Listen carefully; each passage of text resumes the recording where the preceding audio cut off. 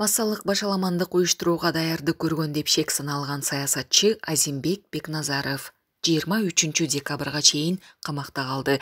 24 декабрда Бишкектин 1 май райондук соту ушундай чечим кабыл алды. Айданбек Акматов менен Али Шабдан 20 декабрга чейин камалды. Журналист жана саясатталдоочу Айданбек Акматов менен жарандык активист Али Шабдан 20 декабрга чейин камалды. 24 октябрда Бишкектин 1 май райондук соту чыгарды. Ушул эле күнү Бүткүл жаштар партиясынын лидери Чыңгыз Капаровго ушундай чечим чыккан. Айданбек Акматов 1997-2017 жылдары Азаттык радиосунун кабарчысы жана саясий баяндамачысы болуп иштеген. 2021 жылы парламенттик шайлоодо бир мандаттуу номер 3 Кадамжай округунан талапкер болгон. Ал Кемпир Абадты Өзбекстанга өткөрүүгө жол бербөөгө чакырган саясатчыларда жана активисттерде бийликти басып алуу ниети болбогонун мурдараак Азаттыкка билдирген. Али Шабдан коомдук саясий окуяларга көз карашын эркин билдирип келаткан жарандык активист. Ал кармалышын мыйзамсыз жана түшүнүксүз экенин айтууда. Ош облусунун Чоң Алай районунун тургундары президент Садыр Жапаров менен УКМКнын төрагасы Камчыбек Ташиевке колдоо көрсөтүүдө. Чоң Алайдын тургундары кыргыз элине тынчтык керек экенин айтышууда. Урматтуу Садыр Нуркожеевич, Камчыбек Кадыршаевич, кыргыз элине тынчтык керек. Митингге чыккандарды суракка алуу туура иш. Буларга карата катуу чара колдонуңуздар деп айтышууда жергиликтүүлөр. Эскерте кетсек, буга чейин Өзгөн районунда 150дөй жергиликтүү тургун президент Садыр Жапаровду колдоп митингге чыгышкан. Мындан тышкары Чүй облусунун тургундары дагы бийлик башындагыларды колдоо акциясын өткөрдү. Булак кабар KG. Бул жакшы да. Бизге ондой революциянын эч качан кереги жок. Бизге көйгөйлүү маселе. Мына өзүңүздөр көп болдуңуздар, жакында эле коңшу мамлекетибиз кол салды бизге. Бизге эң көйгөйлүү маселе Чоң Алай районунда границада турган айылдарыбызга бир жакшы статустарды бериш керек. Границаны бекемдеш керек. Чүй облусунда дагы бийлик башындагыларды колдогондор митингге чыгышты. Чүй районундагы Томук шаарында президентти, бийлик башындагыларды колдогон жаштар митингге чыгышты. Колдоо акциясына чыккандар жалпы кыргыз элин ынтымакка жана биримдикке чакырып өтүштү. Алар алдыга акырындап өнүгүп келе жаткан мамлекетти, бийлик башында отурган жетекчилерди колдоого үндөштү.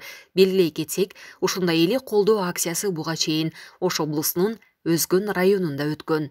Булак кабар KG. Бүгүндө кайсы бир деңгээлде жарым кадам болобу, бир кадам болобу алдыга акырындап өнүгүп бараткан мамлекетибизди, ошол мамлекетибизде эмгектенип аткан, иштеп аткан мамлекет башчыларын, өкмөт башчыларын колубуздан келишинче колдоп коюуга гана мамлекеттин жараны катары өзүмдүн жеке пикиримди айтып, жалпыңыздарды ынтымакка, жалпыңыздарды биримдикке чакырат элем.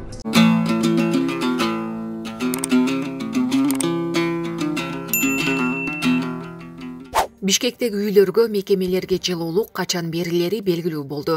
Бишкек шаарындагы көп кабаттуу үйлөргө, мекемелерге жылуулук 2022 жылдын 26 октябрында эртең мененден тарта бериле баштайт. Бул туурасында медианын маалымат кызматы штабтын жыйынында айтылганын маалымдады. Гидрометборбордун маалыматын эске алып, штаб-борбор калаада жылуутуу мезгилин 2022 жылдын 26 октябрында эртең менен баштоо чечимин кабыл алды. Объектилерди туташтыруу бир нече күнгө созулат деп айтылган маалыматта. Жылуутуу биринчи кезекте мектептерден, бала бакчалардан, ооруканалардан, төрөт үйлөрүнөн жана социалдык коргоо мекемелеринен башталмакчы. Андан кийин мурда керектелген жылуулук энергиясы үчүн карызы жок жана объектинин кышкы шарттарда пайдаланууга даярдыгы жөнүндө актысы бар турак жайларга, өнөр жай ишканаларына жана мекемелерине бериле баштайт деп билдиришти алар. Булак Спутник KG. Россиядан Кыргызстанга жардам иретинде тонналаган азык-түлүк келди. Россиянын Кыргызстандагы элчилигиндеги атташы Денис Домбровский өткөн жумада Бишкекте 270 тонна буудай уну келгенин белгиледи. Жакын арада дагы 1600 тонна un, 60 тоннадан ашык май жеткирилет. Бул продукция дүйнөлүк азык-түлүк программасынын долбоорлоруна катышкан аз камсыз үй бүлөлөргө берилмекчи. Анда ар бир үй бүлө 15 килограммдан un, 15 литрден май алышат деген ал. Аташы Россия буунун азык-түлүк программасынын долбоорлорун Кыргызстанда колдоо үчүн 14 жыл ичинде $100 миллион ашык акча бөлгөнүн белгиледи. Мындай долбоорлорго миллионго чукул кыргызстандык катышкан. Анын ичинде ысык тамак ичип жаткан 400 000 окуучу бар. Быйылкы жылдын жыйынтыгы боюнча калктын аялуу катмарына 3,5 мың тоннадан ашык азык-түлүк бөлүштүрүлгөн. Анын ичинен 400 тонна un менен май Баткен элине жиберилди деген Домбровский. Дипломат сөзүн кыргыздын тамак болбой дымак да болбойт деген макал менен жыйынтыктап, демилге окуучулардын билимин жакшыртууга, үй бүлөлөрдүн материалдык абалын бекемдөөгө, инфраструктураны өнүктүрүүгө салымын кошот деген ишенимин билдирген. Булак Спутник KG. Кара суунун Жаңарык айылынын жаштары жалгыз бой энеге үй куруп берди. Ош облусунун Кара суу районундагы Жаңарык айылынын 1996 жылы туулган жаштары жалгыз бой энеге 3 бөлмөлүү үй тургузуп беришти. Жалгыз бой эненин 2 уулу болсо, анын биринин майыптыгы бар. Муфтияттан билдиришкендей, мындай демилгени Жаңарык айыл өкмөтүнүн жооптуу имам хатиби Темирлан Ажы Токоев көтөрүп, элди кайрымдуулукка үндөп, жаштарды уюштурган. Үйдүн курулушуна жалпысынан 935 000 сом сарпталган. Ошондой эле курулушка айыл эли да өз салымын кошуп, жаштарга жардам берген. Булак кабары KG. Төрага Нурланбек Шакиев комитет төрагалары менен жолукту. Бүгүн 24 октябрда Жогорку кеңештин төрагасы Нурланбек Шакиев Жогорку кеңештин тармактык комитеттеринин төрагалары менен жыйын өткөрдү.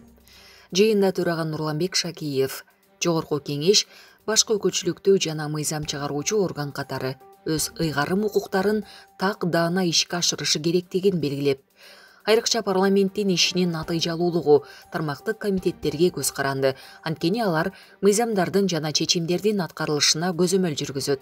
Буга байланыштуу Жогорку кеңештин комитеттери өз ыйгарым укуктарынын алкагында мыйзам долбоорунун даярдалышына жана каралышына өзгөчө көңүл бурушу керек. Бардык маселелердин кароо жарыяны жана ченеми талаптагыдай толук сакталышы кажет деди. Ошондой эле жолугушууда Жогорку кеңештин жана тармактык комитеттердин мыйзам чыгаруу ишмердүүлүгүн уюштуруу, анын ичинен мыйзам актыларын сапаттуу даярдоо жана кабыл алуу маселелери талкууланды. Булак Сереп KG. Парламенттин ишмердигине таасир этип, ошол биз кабыл алып аткан мыйзамдар, токтомдор, чечимдер сапаттуу болуп, келечекке иштей турганына негиз түзөт. Ошон үчүн комитеттердин төрагалары сиздер ушул жагына көбүрөөк көңүл бөлүп, өзүңүздөр билесиздер, анча-мынча сындар айтылып атат. Жогорку кеңеште мыйзамдар кээде ошол нормалар, процедуралар сакталбай кирип кетип атат деп. Анан албетте жанагы өзгөчө кырдаал маалында, өзгөчө абал маалында кандай тартипте мыйзамдар кабыл алынат, кандай тартипте каралат. Ошол жагдайларды эске албаганда биз бардык ишти ыраттуу жүргүзүшүбүз керек да. 10 000 киши алып келем. Азимбек Бекназаров интернетке тараган аудио тууралуу комментарий берди. Бүгүн 24 октябрда саясатчы Азимбек Бекназаров 1 май райондук сотуна жеткирилди. Ал журналисттерге чогулушка катышуу кылмыш эмес экенин айтты. Ошондой эле ага интернетке тараган аудиосу тууралуу суроо берилди. Мени чакырышты. Биз Кемпир Абадты кантип сактоону сүйлөштүк, болду. Алар дагы чогулуш уюштуруп, дежурларды келүүгө мажбурлап жатышат. Бирок ал кылмыш болуп саналбай эле. Интернетке тараган аудиодо Жогорку кеңешке жана президентке кантип таасир этиш керек экенин айтып жаткам. Бири митинг, пикет, экинчиси курултай дейт. Мен Жогорку кеңеш менен президентке таасир этиш керек экенин айттым, деди Бекназаров. Булак Баракелди. Спасибо. Урматтуу мекендештер, мен кыргыз элинин алдында, мамлекеттин алдында эч качан күнөөм жок. Күнөөм болсо, үй бүлөмдүн, бала чакамдын алдында күнөөм болушу мүмкүн. 30 жылдан бери ушул азапка салып келатам. Бирок элимдин, жеримдин алдында эч кандай күнөөм жок. Азыр да ошол кыргыз жеринин бүтүндүгү бузулбасын деп ушул жерде решетканын ичинде отурам. Айрым соцсеттерде чыгып аткан жанагы лезвие менен кыркып бир жактуу жаман көрсөтүп аткандар ишенбейм. Биз болгону комитет түздүк Кемпир Абадты коргоо боюнча. Канткенде Кемпир Абадты бербейбиз деп кеңештик. Бирок ал жеке мүчө болуп эч ким эскирген жокпуз. Bunun bari beylikten eki dostun tokugan jomoktor kişiler. Eğer kengeş kılıp söyleşken adamlardı kamasa, künde beylik göz ötkürüp atat. Oşolordun bardağın kamasın. Yerlerde ataylı öz taraflarına jiyinдар ötkürüp atat. Oşolordu kamasın. Em üçün biz kemprivatты бербейбиз дегендер кеңеш өтүп сүйлөшсөк бизди камайт. Ал өздөрү беребиз, колдойбуз деп жыйын өткөргөндөр дем үчүн камабайт. Кана адамдардын тең укуктуулугу. Алардын да пикири бар, биздин да пикири бар да. Биз кемпирабад кыргыздыкы берилбеш керек деген пикир үчүн камалып атабыз. А беребиз дегендер эмне үчүн камалбаш керек? Кимибиз чыккынчыбыз? Ошон үчүн бийликтин соцсеттер аркылуу жүргүзүп аткан ар кандай уюштурулган, монтаждалган, кескилеген нерселерин ишенбегиле. Мен жеке мисалы Кыргызстан жерин бүтүндүк үчүн өмүр бою камалганга да даярмын. Кемпирабад берилбесин деген мотив менен отурганга даярмын. Бирок мен отурганым менен ошол чечилеби? Чечилбейт. Ошон үчүн ар бир кыргыз мекенибиз үчүн, мекенибиздин бүтүндүгү үчүн үнүн чыгарыш керек. Ал милдеттүү. Кыргызстандын элинин, мамлекеттин ээси Кыргызстандын эли. Чыныгы элдин, мамлекеттин ээси менмин десең, анда үнүңдү чыгар. Үйүңдө бекинбе. Бийликтин ырын-ырдабы. Бул күндөрдө